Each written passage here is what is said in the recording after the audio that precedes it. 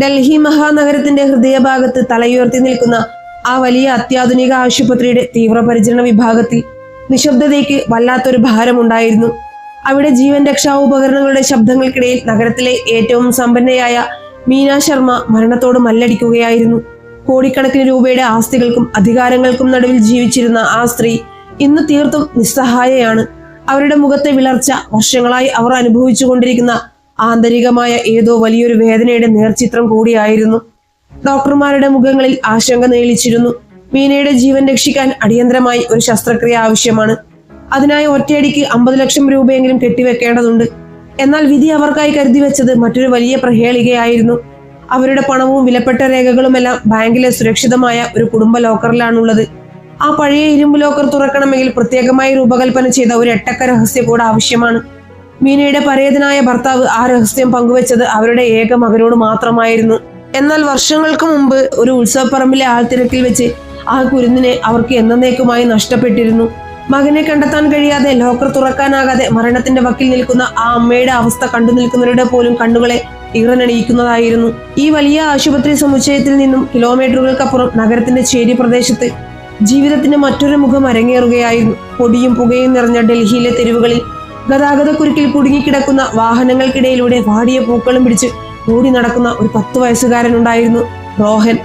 ചുട്ടുപൊള്ളുന്ന വെയിലിൽ അവന്റെ നെറ്റിയിലൂടെ വിയർപ്പ് തുള്ളികൾ ഒഴുകിയിറങ്ങുന്നുണ്ട്. വിശപ്പ് വയറിനെ കാർന്നു തിന്നുമ്പോഴും അവന്റെ ചുണ്ടുകളിൽ ഒരു ചെറു പുഞ്ചിരി തങ്ങി നിന്നു. സാറേ, ഈ പൂവൊന്ന് വാങ്ങാമോ? വെറും 10 രൂപയേ ഉള്ളൂ എന്ന് യാചിക്കുന്ന ആ കുരുന്ന ശബ്ദത്തെ കാറിന്റെ ചില്ലുകൾ ഉയർത്തിക്കൊണ്ട് പലരും അവഗണിച്ചു തള്ളി. ചിലർ അവനെ ദേഷ്യത്തോടെ ആട്ടിയകറ്റി. എന്നിട്ടും അവൻ തളർന്നില്ല. അവഗണനകളുടെ കൈപ്പുനീർ അവൻ ഇപ്പോൾ ശീലമായി കഴിഞ്ഞിരിക്കുന്നു. പട്ടിണി മാറ്റാൻ ഈ കടുത്ത വെയിലിൽ അധ്വാനിച്ചേ മതിയാകൂ എന്ന് ആ 10 വയസ്സുകാരന് നന്നായി അറിയാമായിരുന്നു. റോഹന്റെ ലോകം വളരെ ചെറുതായിരുന്നു.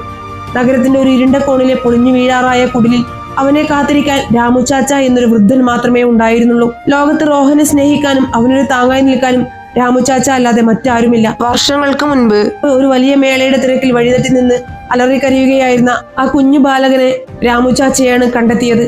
ആൾക്കൂട്ടത്തിൽ തനിച്ചായ ആ പിഞ്ചു കുഞ്ഞിന്റെ കണ്ണുനീർ കണ്ടപ്പോൾ ആ പഴയ മനുഷ്യന്റെ ഹൃദയം അലിഞ്ഞു. അവനെ സ്വന്തം മകനെ പോലെ നെഞ്ചോട് ചേർത്ത് അദ്ദേഹം ആ ചേരിയിലേക്ക് കൂട്ടിക്കൊണ്ടുവന്നു. വാർദ്ധക്യത്തിന്റെ അവശതകൾക്കിടയിലും അവൻ വിശക്കാതിരിക്കാൻ ആ വൃദ്ധൻ രാപ്പകൽ അധ്വാനിച്ചു. ഇപ്പോൾ രാമു ചാച്ചയ്ക്ക് പ്രായമേറെയായി. രോഗങ്ങൾ അദ്ദേഹത്തെ തളർത്തിയിരിക്കുന്നു. അതുകൊണ്ടാണ് ആ കൊച്ചു റോഹന് പുസ്തകങ്ങൾക്ക് പകരം പൂക്കൾ വിൽക്കാൻ തെരുവിൽ ഇറങ്ങേണ്ടി വന്നത്. എത്രയൊക്കെ സ്നേഹം കിട്ടിയാലും റോഹന്റെ ഉള്ളിന്റെ ഉള്ളിൽ എവിടെയോ ഒരു വിങ്ങൽ അവശേഷിച്ചിരുന്നു.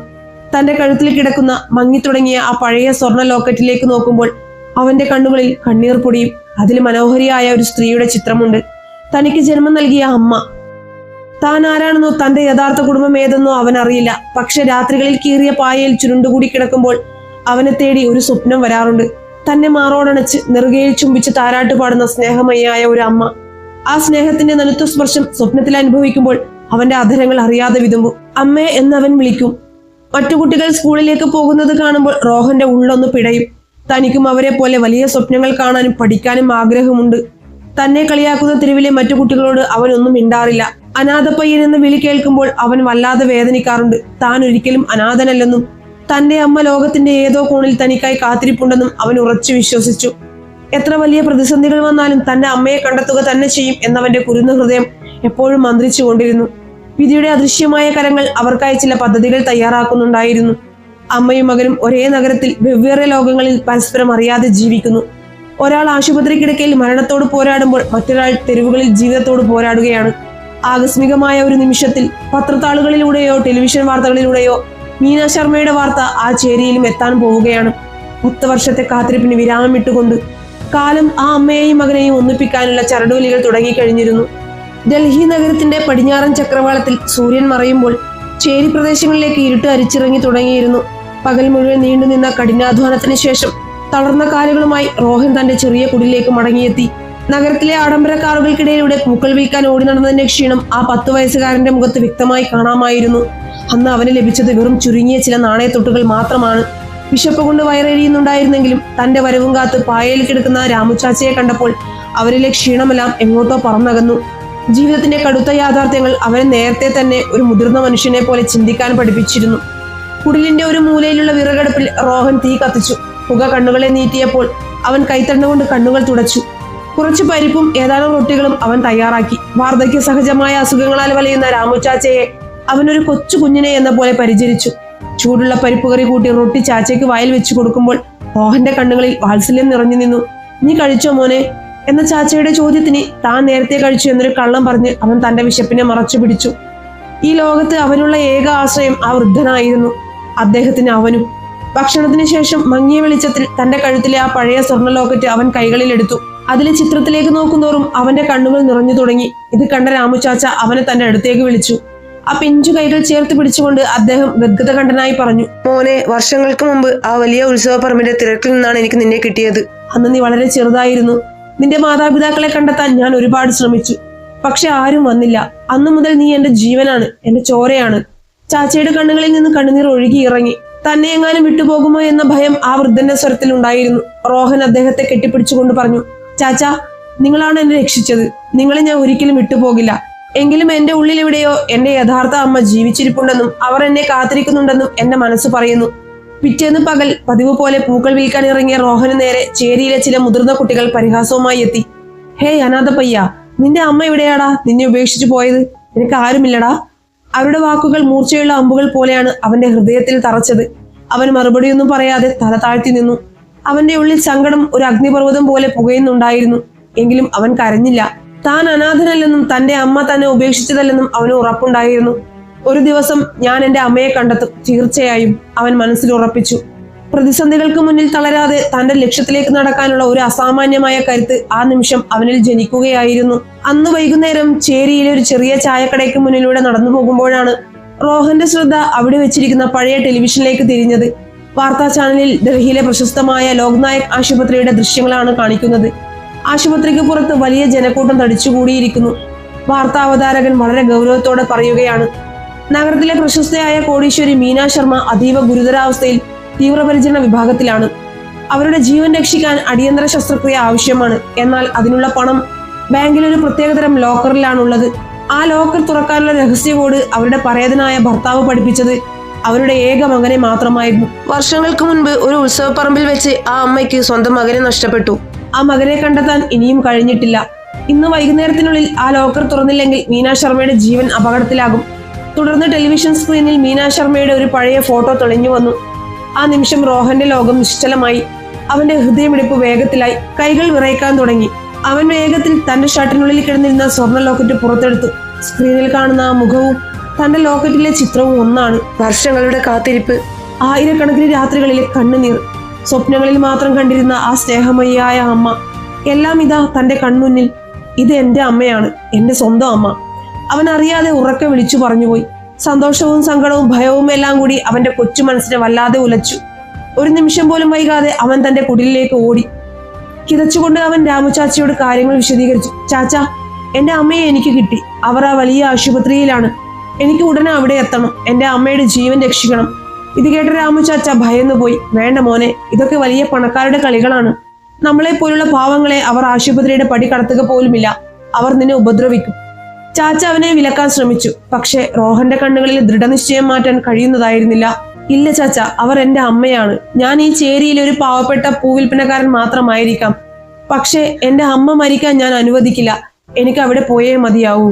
അവന്റെ ആ വാക്കുകൾക്ക് മുന്നിൽ രാമു ചാച്ചയ്ക്ക് കീഴടങ്ങേണ്ടി വന്നു. തടസ്സങ്ങൾ എന്തൊക്കെ വന്നാലും അത് നേരിടാൻ റോഹൻ തയ്യാറായിരുന്നു.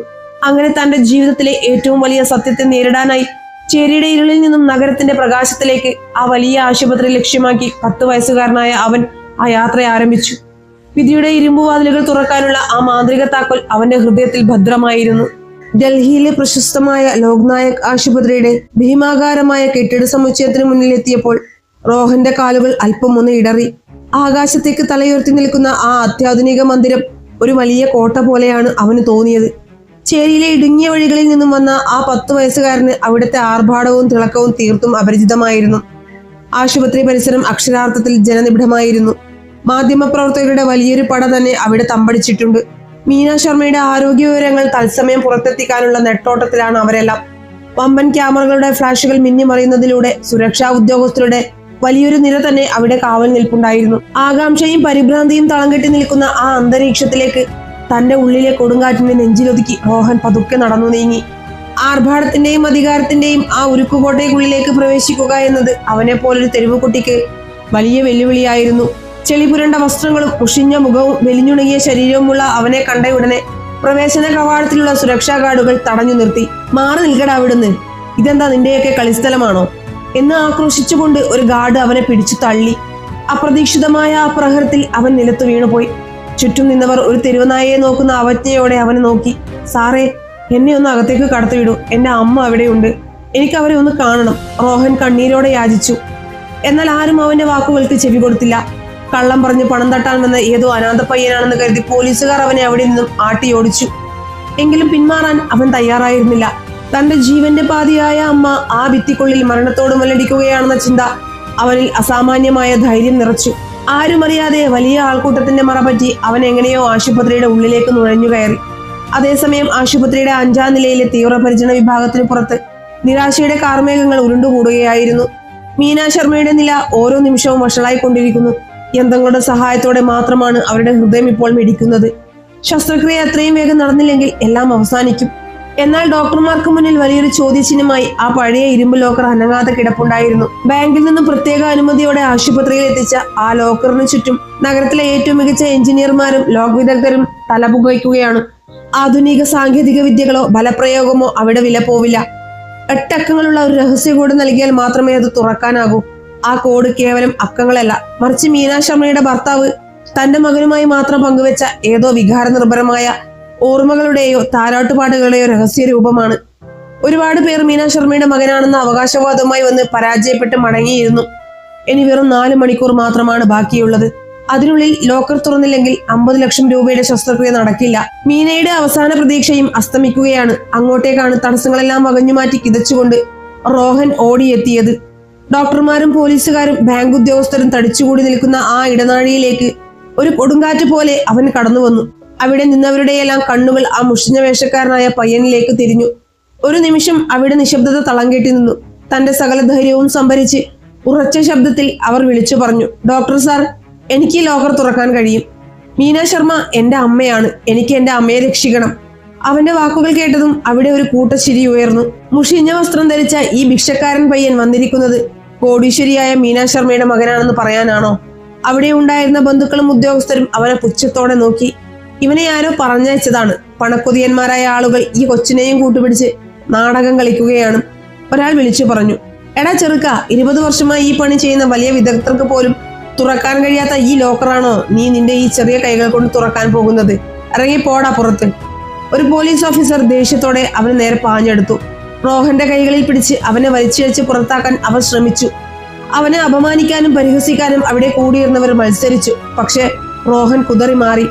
അവന്റെ കണ്ണുകളിൽ നിന്നും കണ്ണുനീർ ധാരധാരയായി ഒഴുകുന്നുണ്ടായിരുന്നു. എങ്കിലും അവന്റെ സ്വരത്തിൽ യാതൊരു പതർച്ചയും ഉണ്ടായിരുന്നില്ല. അവൻ തന്റെ ഷർട്ടിന്റെ ഉള്ളിൽ ഭദ്രമായി ഒളിപ്പിച്ചു വെച്ചിരുന്ന ആ പഴയ സ്വർണ്ണ ലോക്കറ്റ് പുറത്തെടുത്തു. മങ്ങി തുടങ്ങിയെങ്കിലും മീന ശർമ്മയുടെ ആ മനോഹരമായ ചിത്രം അതിൽ വ്യക്തമായി കാണാമായിരുന്നു. ദയവായി എന്നെ വിശ്വസിക്കൂ, ഈ ഫോട്ടോ നോക്കൂ. 10 വർഷമായി ഞാൻ എന്റെ അമ്മയെ അന്വേഷിക്കുകയാണ്. എനിക്കൊന്നും വേണ്ട, എന്റെ അമ്മയുടെ ജീവൻ മാത്രം മതി. എനിക്ക് ഒരൊറ്റ അവസരം തരൂ. ആ ലോക്കറിനുള്ളിലെ രഹസ്യം എനിക്കറിയാം. അവന്റെ ആത്മാർത്ഥത നിറഞ്ഞ ആ വാക്കുകൾ ആ ഇടനാഴിയിൽ മുഴങ്ങിക്കേട്ടു. ആ ലോക്കറ്റിലെ ഫോട്ടോ കണ്ട ഉടനെ ഡോക്ടർമാരുടെ മുഖത്തെ ഭാവം മാറി. മീന ശർമ്മയുടെ അതേ ഫോട്ടോ. അപ്പോഴും ചിലർ അവനെ പരിഹസിക്കാൻ ശ്രമിച്ചെങ്കിലും സീനിയർ ഡോക്ടർ ഇടപെട്ടു. സമയം അതിവേഗം കടന്നു പോകുകയാണ്. മീനയുടെ ജീവൻ നൂലിൽ കെട്ടിയ അവസ്ഥയിലാണ്. മറ്റെല്ലാ വഴികളും അടഞ്ഞ സ്ഥിതിക്ക് ഒരു പക്ഷേ ഈ കുട്ടി പറയുന്നതിൽ എന്തെങ്കിലും സത്യമുണ്ടെങ്കിലോ? അവസാനത്തെ ഒരു പിടിവള്ളി എന്ന നിലയിൽ ഡോക്ടർ ആ തീരുമാനമെടുത്തു. ശരി, നിനക്ക് ഞാൻ 10 മിനിറ്റ് സമയം തരാം.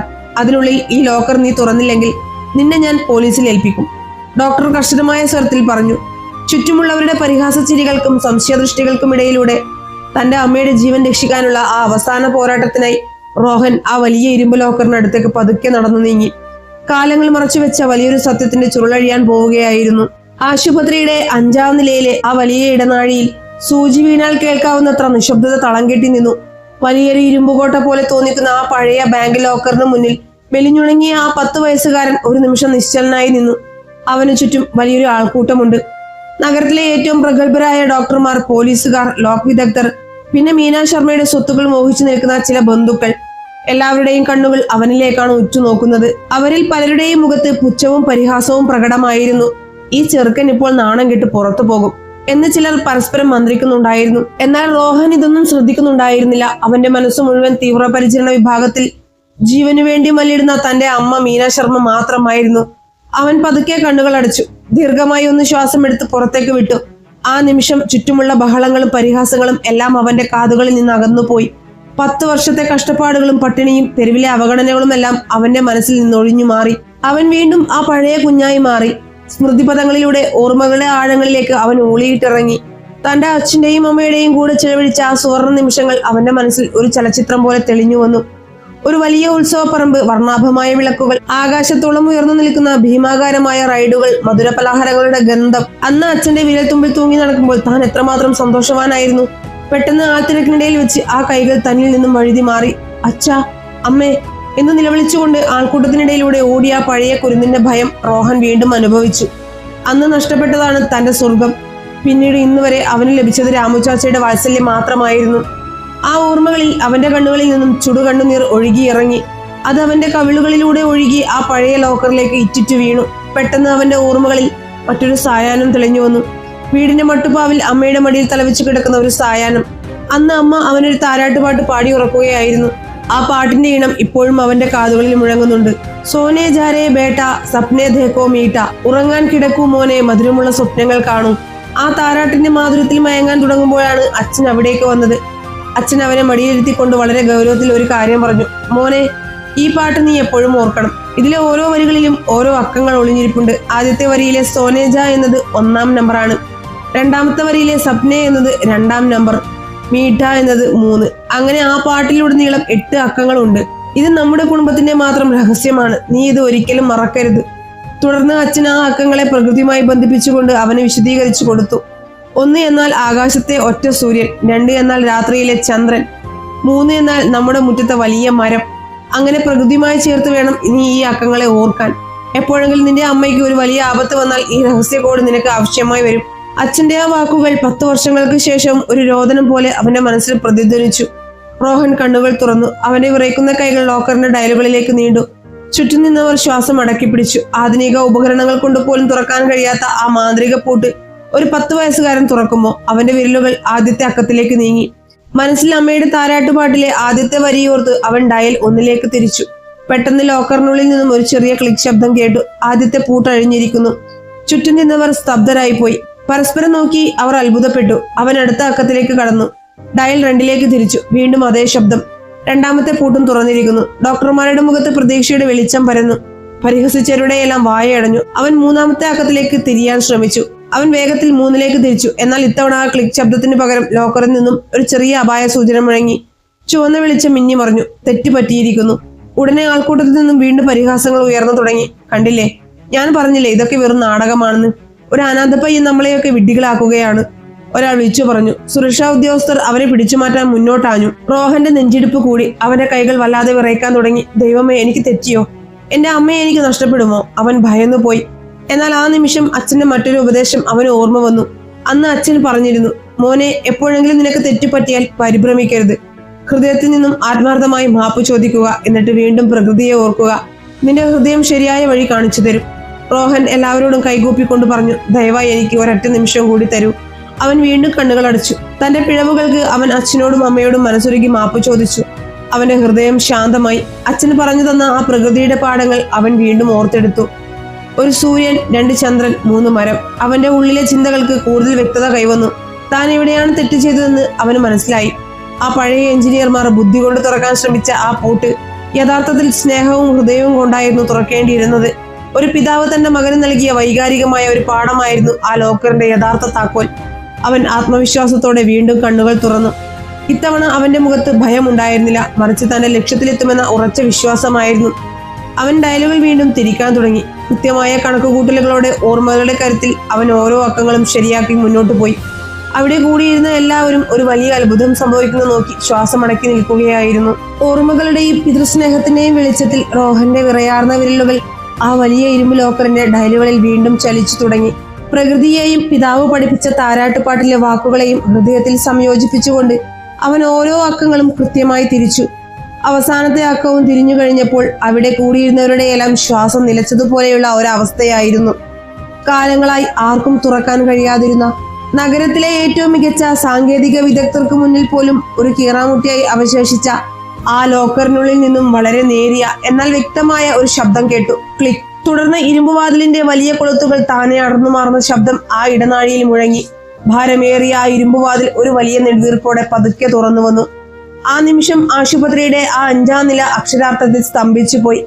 ആധുനിക ഉപകരണങ്ങൾ കൊണ്ട് പോലും തുറക്കാൻ കഴിയാതിരുന്ന ആ മാന്ത്രിക പൂട്ട് വെറും ഒരു ചേരി നിവാസിയായ 10 വയസ്സുകാരന്റെ കുഞ്ഞി കൈകളാൽ തുറക്കപ്പെട്ടിരിക്കുന്നു. സ്നേഹത്തിന്റെയും ഓർമ്മകളുടെയും കരുത്തിന് മുന്നിൽ ഇരുമ്പിന്റെ കാഠിന്യം തോൽവി സമ്മതിച്ചിരിക്കുന്നു. അവിശ്വസനീയം. ഇത് യഥാർത്ഥത്തിൽ തുറന്നിരിക്കുന്നു. ഒരു ബാങ്ക് ഉദ്യോഗസ്ഥൻ വിസ്മയത്തോടെ വിളിച്ചു പറഞ്ഞു. 20 വർഷത്തെ എന്റെ പ്രവൃത്തി പരിചയത്തിൽ ഇത്രയും സങ്കീർണമായ ഒരു ലോക്കർ ഇത്ര എളുപ്പത്തിൽ തുറക്കുന്നത് ഞാൻ കണ്ടിട്ടില്ല. നമ്മളെയൊക്കെ നാണിപ്പിച്ചുകൊണ്ട് ഈ കൊച്ചുകുട്ടി അത് സാധിച്ചിരിക്കുന്നു. ലോക്ക് വിദഗ്ധനായ ആ പഴയ എഞ്ചിനീയർ അത്ഭുതത്തോടെ പറഞ്ഞു.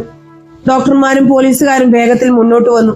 ലോക്കറിനുള്ളിൽ സൂക്ഷിച്ചിരുന്ന വിലപ്പെട്ട രേഖകളും ആസ്തികളുടെ പ്രമാണങ്ങളും അവർ പുറത്തെടുത്തു. അതിനോടൊപ്പം ഒരു ചെറിയ ഫയലും ഉണ്ടായിരുന്നു. അതിൽ മീനാ ശർമ്മയുടെ നഷ്ടപ്പെട്ടു പോയ മകന്റെ ജനന സർട്ടിഫിക്കറ്റും അവൻ ജനിച്ചപ്പോഴുള്ള കാൽപാദങ്ങളുടെ അടയാളങ്ങളും കുറച്ച് പഴയ ചിത്രങ്ങളുമാണ്. അവരത് റോഹനുമായി ഒത്തുനോക്കി. 100% പൊരുത്തം. യാതൊരു സംശയവുമില്ല. കഴിഞ്ഞ 10 വർഷമായി ചേരിയിലെ ചെളിയിലും പൊടിയിലും പൂക്കൾ വിറ്റ് ജീവിച്ചിരുന്ന ആ പാവപ്പെട്ട കുട്ടി കോടിക്കണക്കിന് രൂപയുടെ ആസ്തിയുള്ള മീനാ ശർമ്മയുടെ സ്വന്തം ചോരയാണ്. അവരുടെ ഏക അവകാശി. ഒരു നിമിഷം മുമ്പ് വരെ അവനെ അപമാനിക്കുകയും ആട്ടിയോടിക്കുകയും ചെയ്തവരുടെയെല്ലാം തലകൾ നാണക്കേടുകൾ കൊണ്ട് കുനിഞ്ഞു. അവനെ ഭിക്ഷക്കാരനെന്ന് വിളിച്ച് പരിഹസിച്ച ആ സുരക്ഷാ ഉദ്യോഗസ്ഥരും അവനെ പിടിച്ചു പുറത്താക്കാൻ ശ്രമിച്ച പോലീസുകാരും പശ്ചാത്താപത്തോടെ റോഹന്റെ മുന്നിൽ വന്നു നിന്നു. മോനെ, ഞങ്ങളോട് ക്ഷമിക്കണം. നിന്റെ വേഷം കണ്ട് ഞങ്ങൾ നിന്നെ ഒരുപാട് തെറ്റിദ്ധരിച്ചു. വലിയൊരു അപരാധമാണ് ഞങ്ങൾ ചെയ്തത്. നീ ഒരു അസാധാരണ പ്രതിഭയാണ്. അവർ കണ്ണീരോടെ മാപ്പ് അപേക്ഷിച്ചു. എന്നാൽ റോഹന്റെ മുഖത്ത് അഹങ്കാരമോ പകയോ ഉണ്ടായിരുന്നില്ല. അവൻ അവരോടായി പറഞ്ഞു, എനിക്കിതൊന്നും വേണ്ട സാർ. ഈ പണവും സ്വത്തും ഒന്നും എനിക്ക് ആവശ്യമില്ല. എനിക്ക് എന്റെ അമ്മയെ തിരികെ വേണം. ദയവായി എന്റെ അമ്മയുടെ ജീവൻ രക്ഷിക്കൂ. ഉടൻ തന്നെ ലോക്കറിലുണ്ടായിരുന്ന പണം ഉപയോഗിച്ച് ഡോക്ടർമാർ ശസ്ത്രക്രിയക്കുള്ള ഏർപ്പാടുകൾ ചെയ്തു. റോഹനും അപ്പോഴേക്കും അവിടേക്ക് ഓടിയെത്തിയ രാമുച്ചാച്ചയും ഐസിയുവിന് പുറത്ത് പ്രാർത്ഥനയോടെ കാത്തിരുന്നു. മണിക്കൂറുകൾ നീണ്ട അതിസങ്കീർണമായ ശസ്ത്രക്രിയക്ക് ഒടുവിൽ ഓപ്പറേഷൻ തിയേറ്ററിലെ ചുവന്ന വിളക്ക് അണഞ്ഞു. പുറത്തേക്ക് വന്ന മുഖ്യ ഡോക്ടറുടെ മുഖത്ത് വലിയൊരു ആശ്വാസം ഉണ്ടായിരുന്നു. അദ്ദേഹം റോഹന്റെ അടുത്തേക്ക് വന്ന് അവന്റെ തോളിൽ തട്ടി പറഞ്ഞു, മോനെ, നിന്റെ സ്നേഹം വിജയിച്ചിരിക്കുന്നു. ശസ്ത്രക്രിയ വിജയകരമാണ്. നിന്റെ അമ്മ ഇപ്പോൾ അപകടനില തരണം ചെയ്തിരിക്കുന്നു. ആ വാക്കുകൾ കേട്ടയുടനെ റോഹൻ രാമുച്ചാച്ചയെ കെട്ടിപ്പിടിച്ച് പൊട്ടിക്കരഞ്ഞു. അത് സങ്കടത്തിന്റെ കണ്ണീരായിരുന്നില്ല, മറിച്ച് 10 വർഷത്തെ കാത്തിരിപ്പിന് വിരാമമിട്ടുകൊണ്ടുള്ള ആനന്ദാശ്രുക്കളായിരുന്നു. കുറച്ചു സമയത്തിന് ശേഷം റോഹനെ ഐസിയുവിനുള്ളിലേക്ക് കടത്തിവിട്ടു. മരുന്നുകളുടെ മയക്കത്തിൽ നിന്നും പതുക്കെ കണ്ണു തുറന്ന മീനാ ശർമ്മ തന്റെ കിടക്കക്കരികിൽ നിൽക്കുന്ന ആ കൊച്ചുകുട്ടിയെ കണ്ടു. 10 വർഷത്തെ വളർച്ച അവനിൽ ഉണ്ടായിരുന്നെങ്കിലും ആ അമ്മയുടെ ഹൃദയം ഒറ്റ നോട്ടത്തിൽ തന്നെ തന്റെ കുഞ്ഞിനെ തിരിച്ചറിഞ്ഞു.